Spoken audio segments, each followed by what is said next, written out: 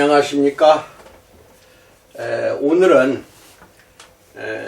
성경 말씀을 떠나서 여러분에게 인문학 강좌 7번째 7강 어깨를 펴고 똑바로 서라 라는 주제를 가지고 말씀을 드릴까 합니다. 이 내용은 비단 목회자들 뿐 아니라 일반 불신자, 비신자 또는 모두가 다 들어야 할 내용입니다. 중요한 것은 우리 목회자나 신학생들, 목회를 하고자 하는 모든 분들은 인문학과 철학은 필수적인 것입니다. 그런데 우리가 보면은 다 그런 것은 아니겠으나 신학교 4년 동안 다니면서 철학과 인문학 분야는 소홀히 했던 것 같습니다. 왜냐하면 설교를 들어보면 그 깊이와 넓이를 미루어 짐작할 수가 있습니다.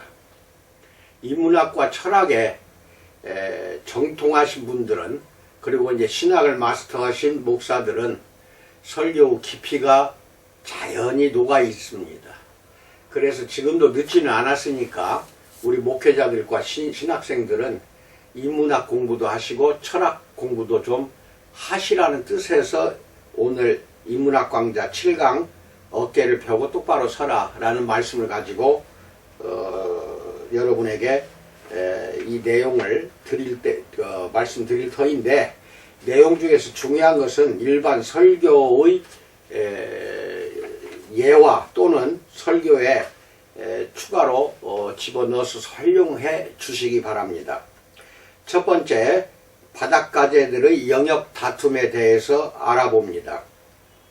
수만 년 동안 같은 공간에서 다른 동물들과 공존할 수밖에 없던 동물들은 피해 위험을 최소화하면서 지배권을 확립하기 위한 수법을 터득해 왔습니다. 예컨대 서열 싸움에서 패한 늑대는 등을 바닥에 대고 누워서 승리자에게 목을 드러냅니다. 이때 승리한 늑대는 아무 행동도 하지 않고 패자를 무시합니다. 승리자가 된 늑대도 사냥하려면 협력자가 필요하기 때문에 서열 싸움에서 패배한 적이라 할지라도 협력자로 받아들여야만 합니다. 이런 행동은 생명체 세계에서는 흔한 현상입니다.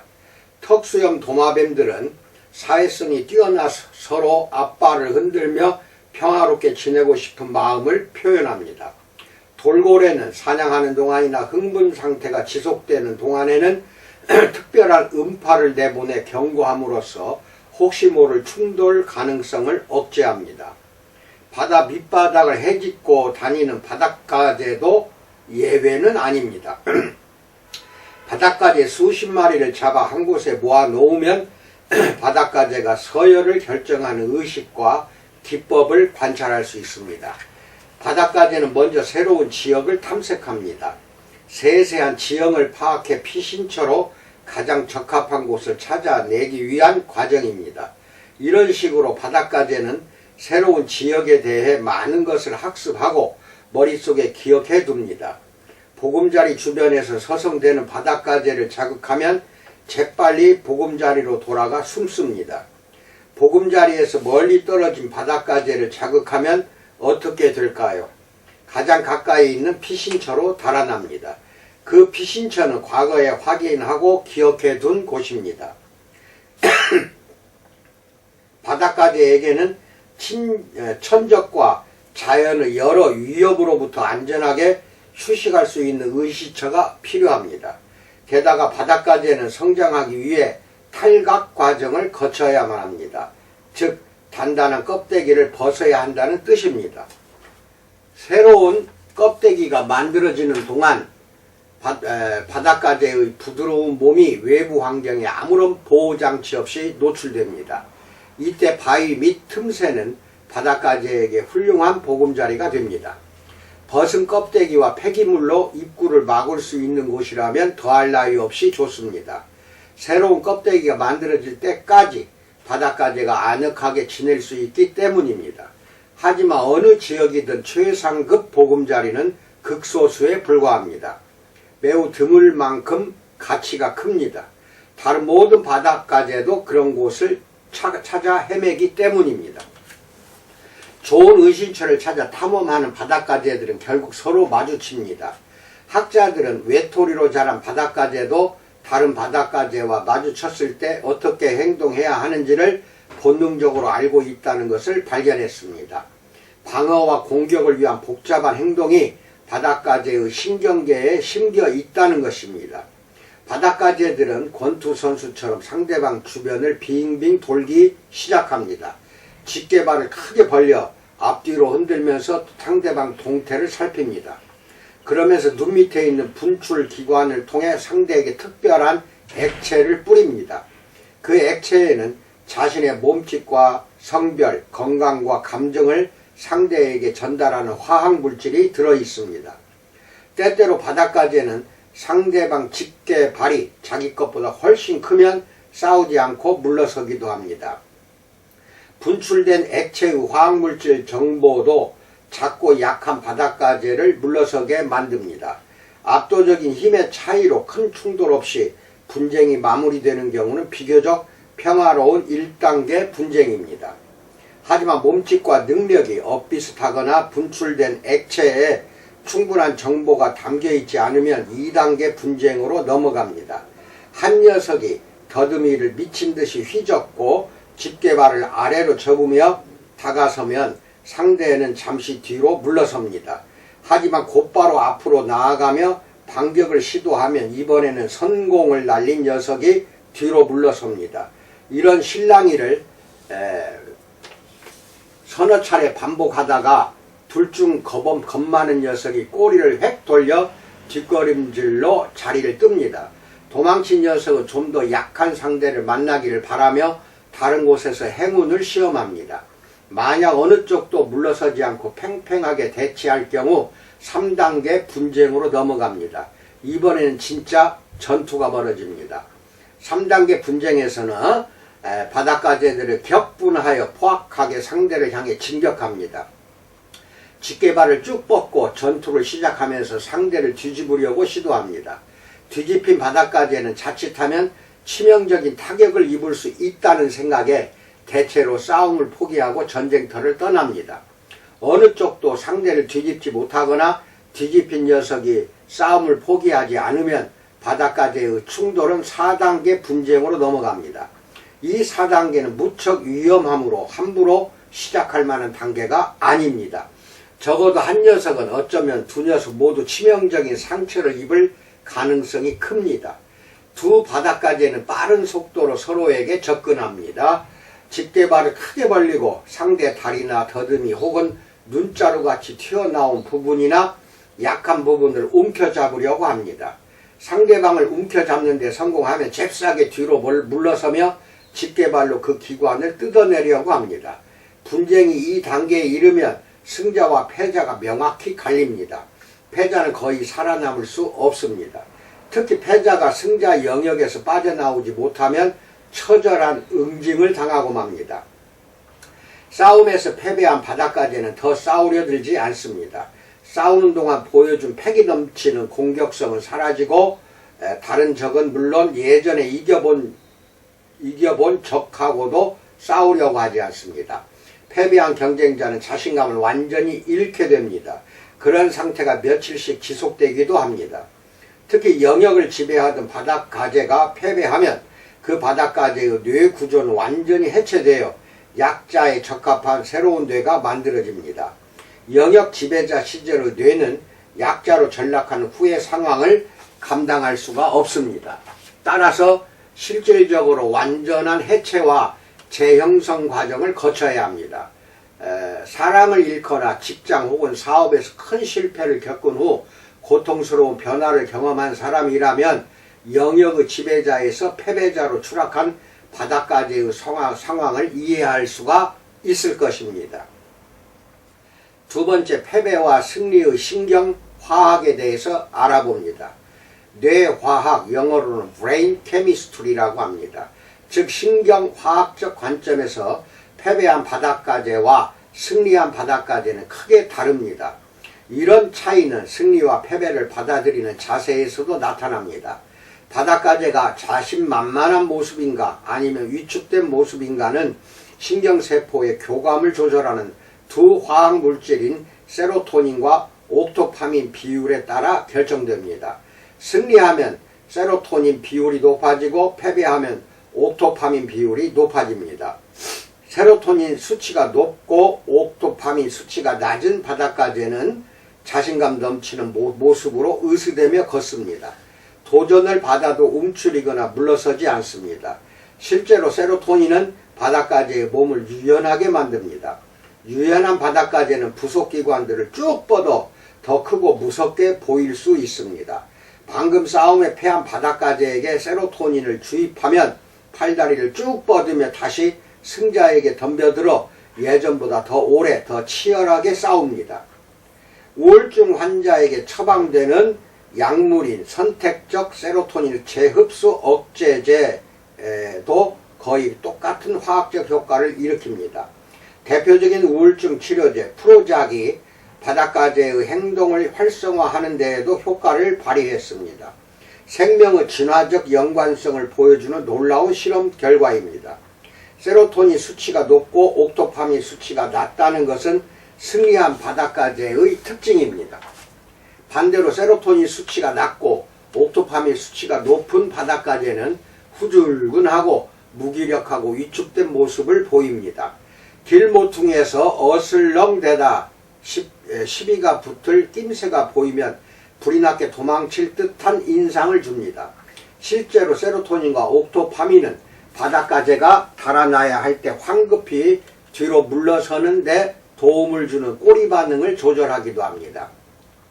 패배한 바닷가재는 아주 약한 자극으로도 그런 반응을 보입니다. 전쟁터에서의 끔찍한 경험 때문에 외상 후 스트레스 장애에 시달리는 군인이나 장기간 학대를 경험한 아동에게 논란 반사 실험을 해보면 거의 똑같은 반응을 보이고 있습니다. 세 번째, 세상은 원래 불평등하다에 대해서 알아봅니다. 영역 다툼에서 패한 바닷가재가 용기를 되찾고 다시 싸움에 나설 때 승률은 어떻게 될까요? 이들의 누적 기록을 통계적으로 분석해 보면 또다시 패할 가능성이 일반적인 예상보다 더 큽니다. 한마디로 승리를 거둔 상대가 다시 승리할 가능성이 더 크다는 뜻입니다. 인간 사회가 그렇듯이 바닷가재 세계에서도 승자가 모든 것을 독식합니다. 인간 사회에서는 상위 1%의 자산 총액이 하위 50%의 자산 총액과 비슷합니다.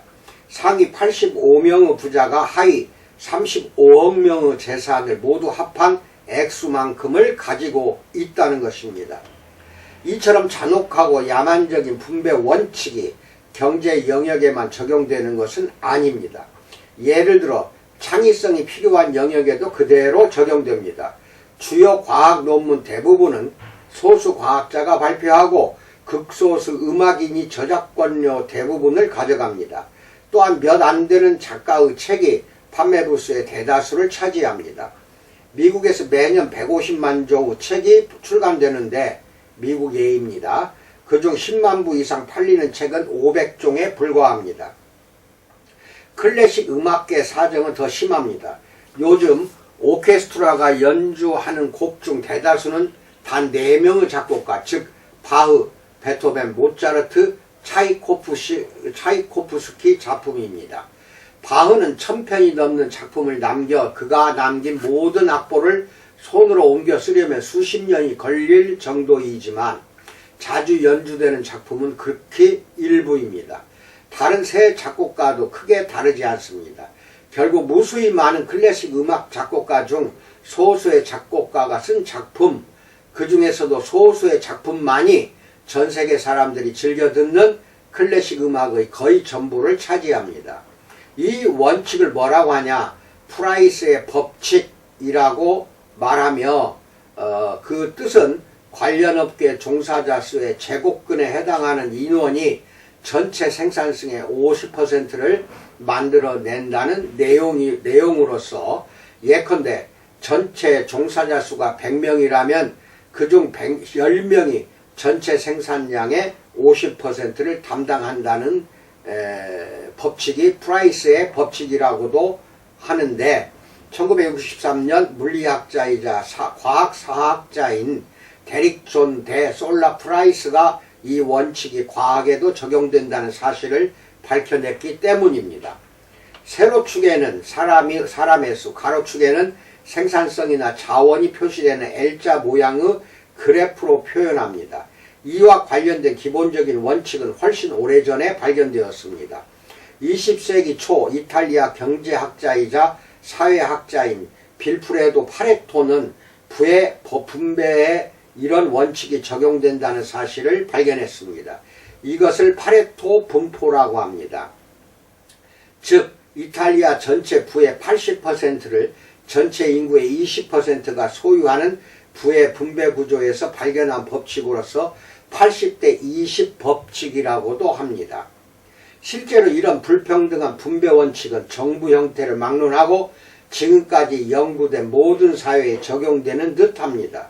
그뿐만 아니라 도시인구, 일부 도시의 인구가 집중된 도시인구, 또 전체의 질량, 일부 물질이 대부분의 질량을 차지하고 단어의 빈도, 500단어가 커뮤니케이션의 90% 차지함에도 이 원칙은 적용됩니다.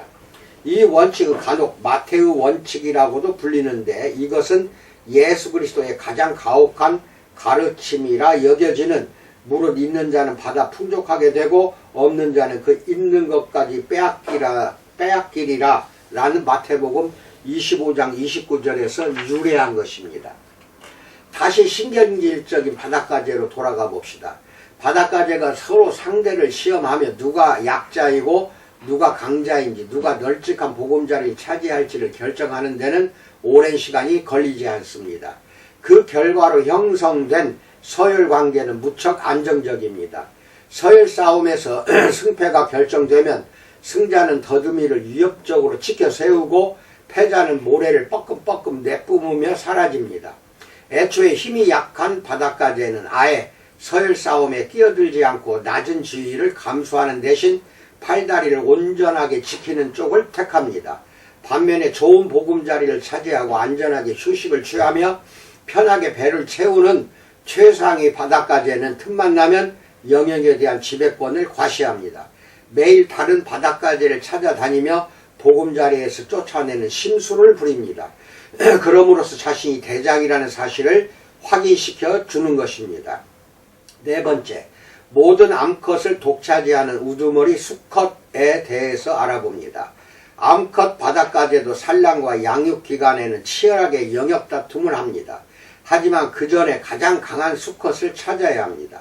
암컷 바닷가재는 우두머리 수컷을 한눈에 알아보고 본능적으로 그 수컷에게 구애 작전을 펼칩니다. 이것은 탁월한 전략입니다.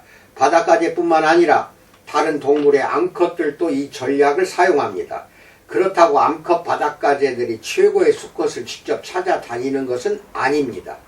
서열 싸움이 끝날 때까지 지켜보다가 최후의 승자가 결정되면 그때 행동에 나섭니다. 이것은 다른 기업들과의 경쟁을 통해 기업 가치가 결정되는 주식시장과 비슷합니다. 암컷들은 탈각 시기가 되어 껍데기가 부드러워지며 짝짓기에 관심을 둡니다. 그때부터 우두머리 수컷은 보금자리 주변을 어슬렁거리며 특별한 향이 나는 유혹물질을 내뿜습니다. 우두머리 수컷은 강한 공격성으로 대장자리에 올랐기에 암컷은 적극적인 구애에도 짜증을 내거나 난폭한 반응을 보입니다. 게다가 몸집이 크고 건강하고 힘도 세기 때문에 조심스럽게 접근해야만 합니다.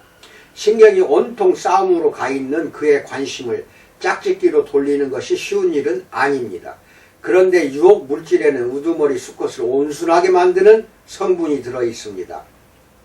암컷 바닷가재가 계속 구애하면 우두머리 수컷의 반응도 점차 달라지고 결국에는 우두머리 수컷이 암컷 바닷가재를 자신의 거처로 불러들입니다.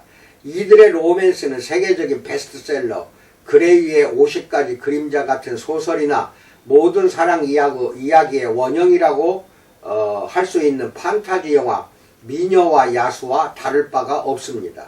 사실 동물 세계에서도 물리적인 힘만으로 차지한 권력은 불안정합니다. 네덜란드 동물학자 프란스 더 발은 역사적인 침팬지 연구를 통해 힘만으로는 권력을 오랫동안 유지하는 것이 불가능하다는 점을 밝혀냈습니다. 침팬지 세계에서 장기 집권에 성공한 수컷들은 육체적인 역량 못지않게 세련되고 지적인 자질을 갖추고 있다는 것입니다. 아무리 강력한 우두머리라도 웬만한 수컷 두 놈이 힘을 합치면 각자가 가진 힘의 4분의 3만으로도 무너뜨릴 수가 있습니다. 그래서 정상에 오랫동안 머무는 수컷은 낮은 지위에 있는 수컷들과도 좋은 관계를 유지하며 도움을 주고받습니다. 또한 집단 내의 암컷들과 새끼들을 세심하게 배려하는 특징이 있습니다. 아기들에게 입을 맞추는 정치인들의 제스처는 그야말로 수백만 년의 전통을 자랑하는 수법입니다. 하지만 바닷가재는 여전히 원시적이기 때문에 이런 기술이 필요가 없습니다. 바닷가재 이야기가 도대체 인생 법칙과 무슨 상관이 있을까요? 뭔가 인간 사회와 비슷한 느낌이 있다는 것 말고는 꽤 밀접한 관계가 있습니다. 첫째는 바닷가재가 이런저런 모습으로 3억 5천만 년 넘게 이 땅에서 살고 있다는 사실입니다. 3억 5천만 년은 정말 긴 시간입니다. 예를 들어 공룡은 6,500만 년 전 멸종될 때까지 약 2억 년을 살았습니다. 지구에 등장한 지 30만 년밖에 되지 않은 인간에게 공룡이 살던 2억 년의 시간은 짐작할 수 없는 시간입니다. 하지만 이렇게 오래 산 공룡도 바닷가재에게는 한때 반짝했다가 사라진 뜨내기에 불과합니다. 아직 나무가 있지도 않던 3억 년 전 생명체의 뇌와 신경계는 아주 단순했습니다. 바닷가재는 지금도 그때의 신경계와 크게 다르지가 않습니다. 그런데 그 단순한 뇌와 신경계에서도 사회적 지위와 계급에 대한 정보를 처리하는 신경화학이 작동하고 있었고 지금까지 이어지고 있습니다. 이는 다시 말해 서열 구조가 생명체의 생존과 적응에 필수적이었다는 뜻입니다. 이 점이 이 강의의 핵심이라고 할 만한 중요한 부분입니다. 마침내 사랑에 빠진 야수 앞에서 암컷 바닷가재는 껍데기를 벗고 가장 약한 상태가 됩니다. 그래야만 짝짓기를 할 수 있기 때문입니다. 어느 순간이 되면 난폭하던 수컷도 다정한 연인이 되어 암컷을 향해 정액을 쏟아냅니다. 이들은 암컷 바닷가재 껍데기가 다시 단단해질 때까지 열흘에서 보름 정도를 함께 지냅니다. 그러나 껍데기가 어떻게 단단해지는지는 아직 완전히 알려지지 않았습니다. 이 모든 일을 치른 후 암컷은 수정란을 잔뜩 품고 느긋한 발걸음으로 자신의 원래 보금자리로 돌아갑니다. 그러면 주변에 있던 또 다른 암컷이 우두머리 수컷을 유혹하기 시작하고 똑같은 과정이 되풀이됩니다. 우두머리 수컷은 최고의 사냥터를 독점하다시피 하고 가장 안전한 보금자리를 차지할 뿐만 아니라 위풍당당한 모습으로 모든 암컷의 구애를 받게 됩니다. 수컷 바닷가재가 성공해야 할 이유는 분명해집니다. 여기까지 오늘은 말씀을 드리고 두 번째 내용은 내일 또 말씀드리기로 합니다. 오늘 네 번째까지 알아봤고 내일부터 하는 것은 다섯 번째 자연에 대한 몇 가지 오해에 대해서 살펴보기로 합니다. 이상입니다. 바닷가재 또는 기타 자연에 있는 동물에서 우리가 인간 사회의 법칙을 발견할 수가 있다는 것입니다. 그래서 인간 사회도 절대 공평하지 않습니다. 그것을 우리가 받아들여야 됩니다. 받아들이지 않고 삶을 살다가는 불만과 증오와 질투와 폭력 속에서 살 수밖에 없습니다. 왜 나는 공평하지 않을까? 왜 우리나라는 공평하지 않을까? 왜 모두가 이렇게 잘 사는 사람만 잘 살고 못 사는 사람만 이렇게 못 살까? 하고 국가와 나라를 원망하게 되고 이것이 결국에는 자기 파멸로 들어가는 지름길이 될 수가 있다는 것입니다. 이 정도로 오늘은 내용을 마무리하겠습니다. 감사합니다. 건강하시기 바랍니다.